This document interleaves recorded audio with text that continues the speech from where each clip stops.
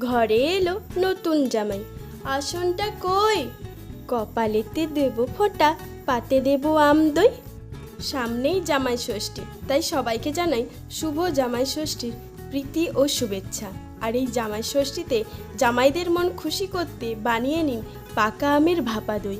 এটা খেতে যেমন সুস্বাদু হয়, তেমনি এটা বানানোও অনেক সহজ। এর জন্য প্রথমে টক দইটাকে জল ঝরতে রেখে দিয়েছি।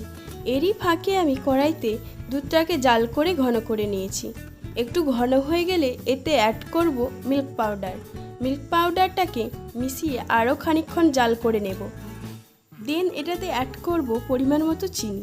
আর আপনারা যদি মিষ্টি কম খান তো চিনিটা আপনারা নাও দিতে পারেন। আরও কিছুক্ষণ এটা ঘন করে নেব। দেন এটা কিছুক্ষণ ঠান্ডা করে নিয়ে আমের পাল্পের সঙ্গে ভালো মতো মিশিয়ে নেব। আর ভালো মতো মেশানো হয়ে গেলে এবার একটা পাত্রে ঢেলে 20 মিনিট ভাপিয়ে নেব। ভাপিয়ে নিলেই হয়ে যাবে আমাদের দারুণ স্বাদের ম্যাঙ্গো ভাপা দই। এবার এটা ফ্রিজে কিছুক্ষণ রেখে ঠান্ডা ঠান্ডা পরিবেশন করুন। এবার এটা পরিবেশনের পূর্বে আমি এটা গার্নিশ করেছি গ্রেন্ড করা আমন্ডস, কাজু ও কিশমিশ দিয়ে।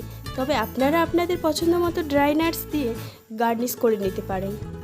বাই দ্য ওয়ে, আমি সুস্মিতা, আপনারা দেখছিলেন যমুনা হোম ক্যাফে। আমার ভিডিও যদি আপনাদের ভালো লেগে থাকে আমার চ্যানেলটা সাবস্ক্রাইব ও ফলো করে আমার পাশে থাকুন।